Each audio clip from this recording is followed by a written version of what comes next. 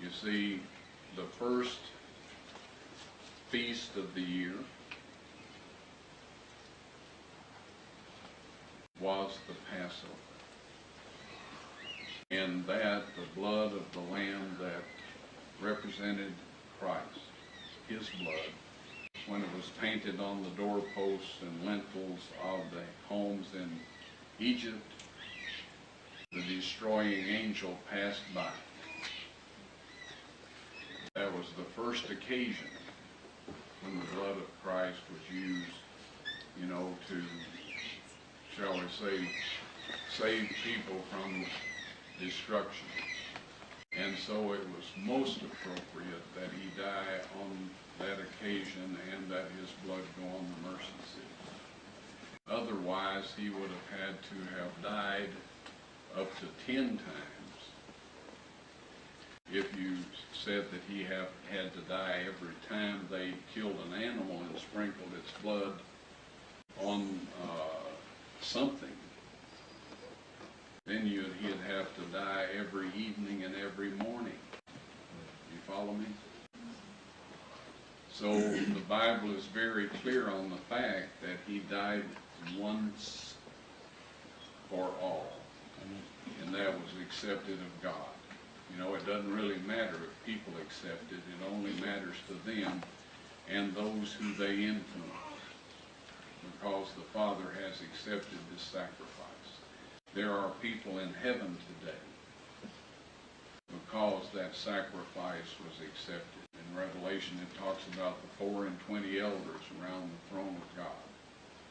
Well, some Sabbath afternoon or sometime when you have a bit of time, it kind of exercises the brain to figure out who these folks might be. Now, Enoch, Elijah were translated.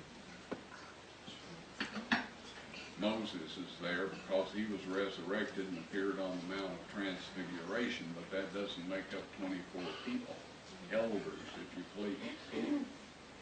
These were among the first fruits, those who were resurrected when Christ rose from the grave. So the Father accepted this sacrifice. It's done, and you and I can take advantage of that, and we must take advantage of it. Otherwise, we're betraying.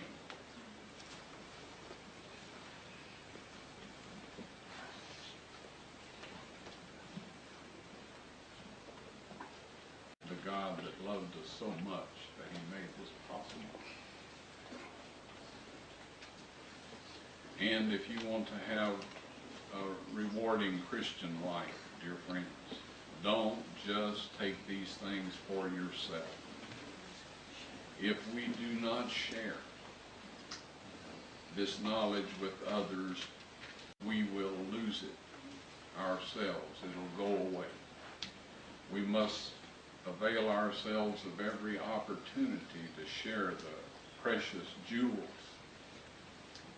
that God has provided for the strengthening of our faith and for our salvation with others. Because in doing that, we renew it over and over. God renews it over and over in our hearts. In the spirit of prophecy, review and herald, the 11th month, the 13th day in 1913,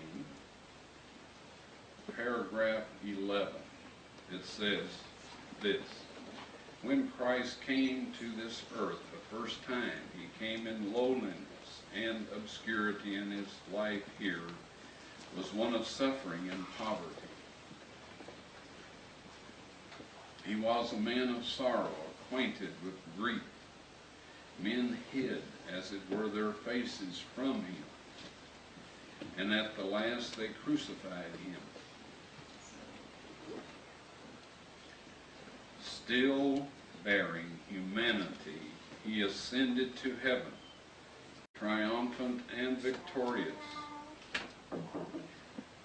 And then it says, he has taken the blood of the atonement,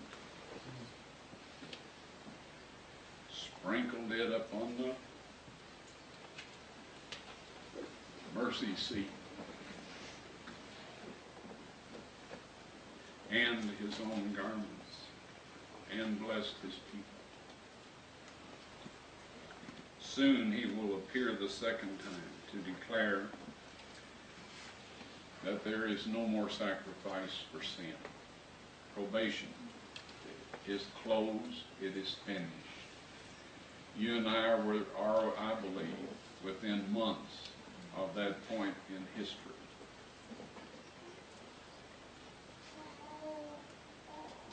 There are 6 billion people on this planet, all of whom the Son of God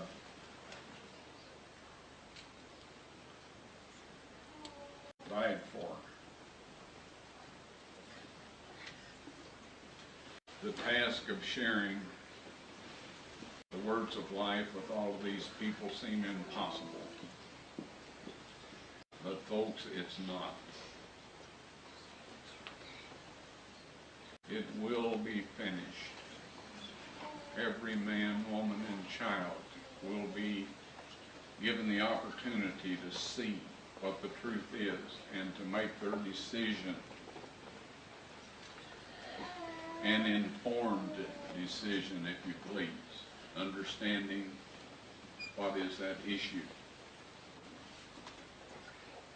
You and I can determine whether or not we participate in that activity. And dear friends, if we do not,